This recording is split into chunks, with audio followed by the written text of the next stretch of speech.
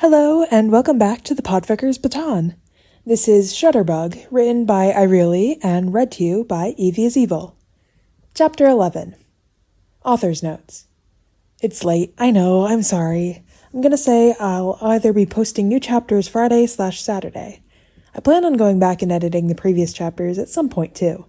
Short chapters for now, but I promise big things coming soon. Alright, now on to the chapter. When Peter wakes up, it isn't with a start or a gasp for breath. Instead, it slowly leaves him with the smell of smoke, of blood. It leaves him with the same taste in his mouth, the sounds of walls falling not far behind, the sounds of the fire crackling, a haunted laugh to mock the pain and labored breath of the woman in his arms, his aunt, May, laying in a small pool of blood, her own, as she tries to breathe, to talk to Peter, to tell Peter that it'd be okay. It's not. It won't ever be okay again. Never again. Not now when she's gone. Peter can still hear the high-pitched laughter as he stands up and walks to the bathroom. Still feel the cold metal between his gloved fingers, reminding him that even though it was hard to see through the anger that forced his arms up, he had made peace with avenging his aunt. He can still feel that rage simmering a year later, in another universe, as he brushes his teeth, rubbing the remains of last night's sleep away, along with the long-since-dried tears. Looking at his phone, Peter sees the date and gains an understanding of his fresh round of nightmares. August 10th, his birthday. Yay. He used to love his birthday, even though they never did anything big. His Uncle Ben and Aunt May had always made it the best. It became an even smaller celebration when Uncle Ben had passed. Just him and May there, later joined by Ned and MJ. He blinks away a new tear that threatens to spill. He misses them. May, Ned, MJ, Tony.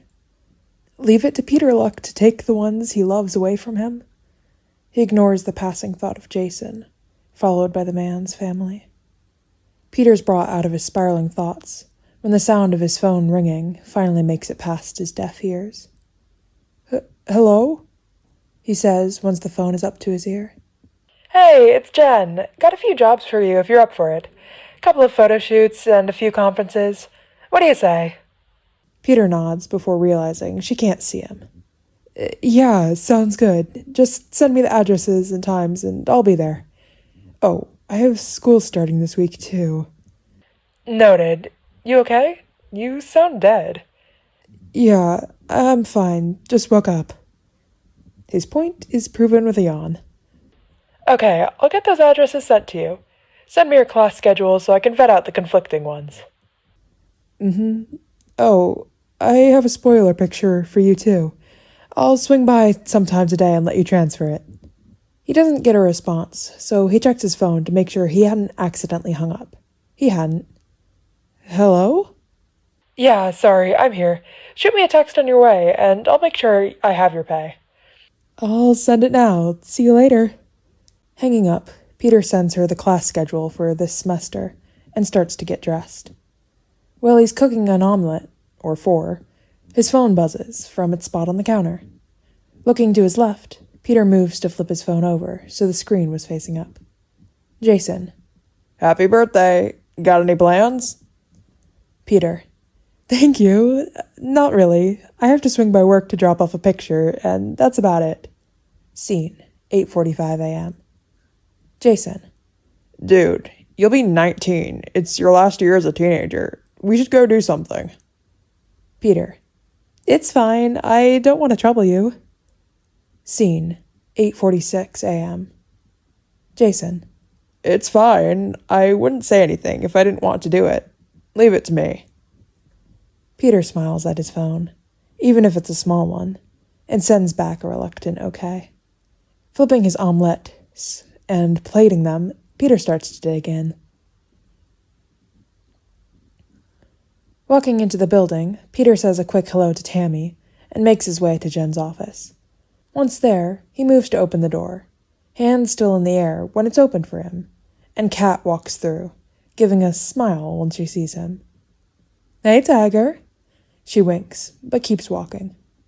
Shaking himself off, Peter enters into the office. Jen is hunched over her desk as she looks at a magazine, a newspaper next to it. She must have seen him, because her head snaps up, and she gives him a wide smile. "Peter, take a look at this. They printed out the magazine that has your pictures in it." She hands it to him once he's close enough. On the cover was the picture he took of Bruce Wayne fixing his watch while looking over his shoulder. Flipping through it, he sees it again, but paired with the other photos he'd taken, each in their respective catalog. One page in particular caught his interest. Jason Todd Wayne makes a splashback into the world with the photo shoot. It's followed by a compilation of the images Peter had taken, a small note at the end. After the gala, to welcome him back, Jason has been reconnecting with his family and new siblings. Glancing at the newspaper that Jen slid his way as well, Peter sees the picture of Nightwing on the front. The words, "Nightwing stops bank robbery," with a bit more information and a few witness statements. The page after shows Signal and Red Hood, each with their own article. Signal flies off to save the day. Red Hood, feared vigilante stops to eat. Peter gives a chuckle at the Red Hood comment, looking back up at Jen as he slides them back over. She tells him to grab a copy before he leaves, stopping when she remembers she needed the picture still. She holds out a hand, and Peter gives the camera to her. "Go get your copy while I transfer this. I'll send this over to the printer for you." She picks up the phone on her desk and dials into it. "Got one before you." Peter leaves her to her gloating and makes his way towards the copy room, again. "Hey!" Once in, Peter turns to look at Kat. Giving a tight-lipped smile to her, Peter moves to the printer. Grabbing the image and the copy of the magazine and the newspapers, Peter gets a light tingle on the back of his neck. Ducking down and around, Peter sees Kat holding her arms up with her hands out. She was most likely going to cover his eyes. She looks shocked for a moment, before dropping her arms and narrowing her eyes at him. "Okay, what gives? I'm practically throwing myself at you." Peter shuffles his feet a bit before responding. She stares at him for a few moments, before blinking at responding. "Oh, you're..." She stops short, and then flips her wrist down. "Kinda?" At her confused look, he continues. "Bi, but with a preference." He cringes slightly at the forced explanation. "This is so awkward." He shuffles the paper in his hands for a moment. "Gotcha. My bad. She struggled for a change of topic when she notices the photos Peter was holding. "You take good photos. I saw that you got your stuff on the magazines. Good job. Bye." She claps him on the shoulder and makes her grand escape out the door. Sighing in relief, Peter follows out the door, stopping briefly to reclaim his camera, before making his way out. Now what? Having felt the "now what," Peter's phone buzzed. Jason. "I'll pick you up in a half hour for a birthday surprise. Sound good?" Peter. "Sounds good. Any particular style clothes?" Scene. 10:22 a.m. Jason. "Nope, just yourself." Peter. "Okay, see you in a bit." Scene. 10:23 a.m. Jason. "See you there, then." Smiley face. Peter makes his way to his apartment to quickly shower and change before meeting Jason outside. He's sure to scrub the past off his face for the night and wear something light but nice. A pair of jeans and a graphic t-shirt with a flannel over it, and a pair of repurposed Converse to tie it off. And his camera, of course. With Jason. Once Peter is secure on the bike, Jason starts the journey. He can hear Peter over the mic in the helmet he gave him. "Where to?" "Wouldn't be much of a surprise if I told you." He can hear him let out a puff of air, but doesn't comment further. It's a short drive, and once he stops the bike, he can tell Peter is both excited and confused. "An arcade?" "Yep, Duke's recommendation. Also, his gift to you." He pulls out the 2 play cards and hands one to Peter. 2 hours, free play. Peter grins, and they quickly make their way inside. They play a few arcade games, like the Claw Machine and Pac-Man, but it's not long before they spot the laser tag course. And who would Duke be if he didn't get them the pass needed to play? They send each other a smirk when they're placed on different teams. You would think with Jason being the Red Hood, he'd be a better shot. He used guns almost every night, so how is Peter beating him by almost double his points? The little shit just smiles at him every time he hits him. And if Jason had started this match with letting Peter hit him just to see him smile, well, that was between him and the kid, who later made fun of him for it. How are you so good? Jason huffs out, but sees Peter pop his head out from the opposite direction. What? Once you figure out how to make up for the accuracy, it's pretty easy. Peter shoots Jason's chest plate and ducks back down. Thinking about it for a second, Jason spots a kid from the other team. Hey, kid, don't run. I have an offer for you. I can't believe you paid a kid to let you shoot him to fix the accuracy. Peter laughs and makes the $50 he gave the kid all the more worth it. Dick will tell him later that he's completely smitten. Jason will try to deny, but they both know the truth. Once back on the bike, they head to the next stop. A diner? Peter looks up at the name. Darcy's Diner. This, Jason gestures to the building, is the second stop and Celine and Dick's gift. All you can eat here for an hour. Double or nothing style. Whatever that means. He leads Peter into a booth, and they are quickly greeted by Celine herself. Hello, boys, and happy birthday, Peter. What can I get started for you? As she talks, she places down the menus.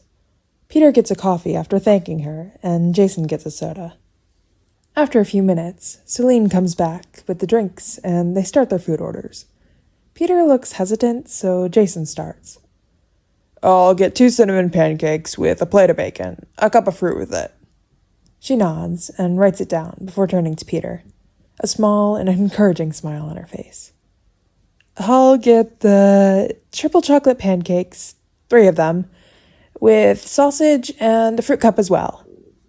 Celine gives a bit of a smirk. Never a good thing, Peter comes to learn. It's not long before the plates are carried out, but there's double the food they'd ordered. Ah, double or nothing, Jason thinks as he sees Peter's eyes widening, probably thinking the same. Y'all enjoy! She sets the plates down and leaves before either can say anything. Jason takes his fork and knife and starts to dig in, Peter following suit. Looking up from his 4 pancakes, Jason sees Peter's already a cake and a half down. It probably gave him an advanced metabolism, too, Jason thinks as he takes a bite. They finish in about 20 or so minutes, and Celine comes up to clear away their plates, asking if they would like anything else or if they were full already. Jason squints at Celine in her silent challenge. He glances at the menu and looks up to order. I'll have the double turkey club. She smiles at him, but Jason can see the slight twitch of her eyebrow. I'll take one too, if you don't mind. Peter cuts in. They were both silent. Celine sent an apologetic smile, but nods. You don't have to keep going. This guy is just a tryhard. Jason glares at her. I'm good to continue. Celine nods and walks to the back. You sure you can eat it? She'll never let you hear the end of it if you don't. Peter just nods with a slight glint in his eye. Here you are, 2 double turkey clubs on a rush, she says as she sets the plates down to reveal the tall sandwich. She doesn't walk away, instead watching with the same challenging look as Jason picks his up, with a little bit of trouble. He makes eye contact as he takes his first bite, raising his eyebrow as he chews. Celine shakes her head with a sigh and glances at Peter, who is already 2 bites in. She nods approvingly, before turning to help another customer. After another 10 minutes, Peter's done, and Jason's finishing off the last bite. Okay, remind me to never accept a challenge from Celine when it involves food. Peter laughs at that as they stand to leave, saying their goodbyes and thank yous as they make their way back onto Jason's bike. Next stop, Cass's Pick. Movies. Anything you want to see specifically? Peter gives out a no through the mic. Jason gives a thoughtful hum before focusing on the drive. They end up getting tickets to see a sci-fi film that Jason didn't really understand, but Peter seems to have enjoyed. Soon after that, they walked down the road into an ice cream shop, Steph's Pick. Jason got a cotton candy cup, while Peter got a strawberry cheesecake cone. They walked while they ate up, until they reached their next stop. Finishing the cones/cups and getting rid of the wrappings and napkins, they make their way in. You got your camera? As soon as he said it, Jason knew it was a stupid question. Peter always had his camera. His point is proved when Peter twists slightly to show his camera. Where it was before, Jason doesn't know. Babs suggested this place. It's a photo museum. All kinds of photo ops. Peter's eyes widen a bit, and he smiled. Once in, Jason knew that it would be the right time for the finale. Many, many pictures later, and finally they were on the way to the final surprise. After a bit of a drive, Jason helps Peter off his bike. Wait here for a sec, and I'll let you know when to come up. Peter nods, but looks confused. Climbing up the fire escape, Jason makes sure everything is in place before calling Peter up. Okay, come on up. He sees Peter give him a thumbs up before starting his climb up. Rocking back and forth on the ball of his heels, Jason watches as Peter makes his way up the fire escape. Peter looks across the roof they're on before finally reaching Jason. Happy birthday. Jason holds out the small box to Peter, who takes it after a moment. I wasn't sure what to get you or what you'd even want, but I think you'll like it. If not, we can get something different. His rambling gets cut off by Peter hugging him. Peter mumbles out what Jason thinks are thank yous, and he ignores the small wet spot he can feel forming on his shirt, only placing a comforting hand on the small man's shoulder. A loose hug to do so, now feeling his shaking. They stand there for a minute before Peter pulls away with a quiet, sorry. Jason doesn't say anything, instead guiding Peter to sit on a blanket he laid out, moving the basket off to the side. If you don't like it, we can go somewhere else. I don't know much about how to celebrate a birthday that's not a big party gala thing, except for the small family ones. Peter laughs a bit, but sits down.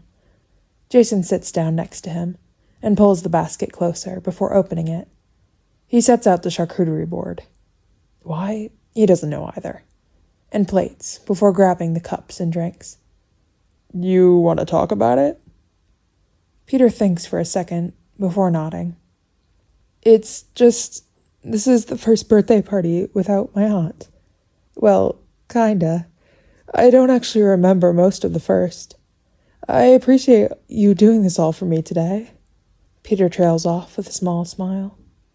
I'm sorry, I didn't know your aunt, but I'm sure she'd want you to enjoy your birthday, Jason says, unsure of what else to say.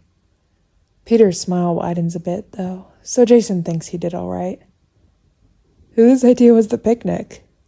Peter asks after a moment of silence. Tim's. Looked confused when I took him up on the offer. Bruce got the basket, though.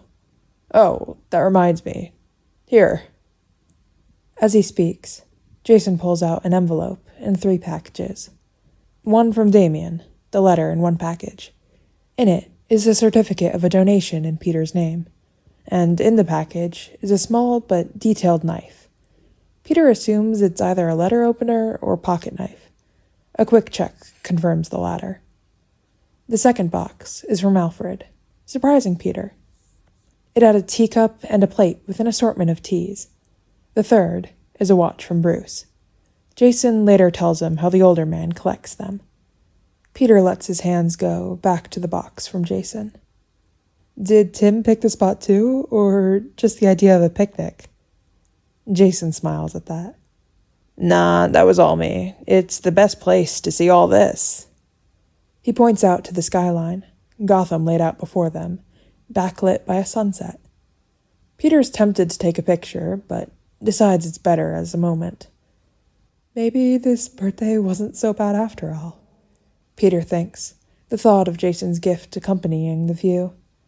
In Jason's gift sits a crystal-like ball with the solar system inside, moving seemingly in tandem with the current rotation. And that is the end of Chapter 11.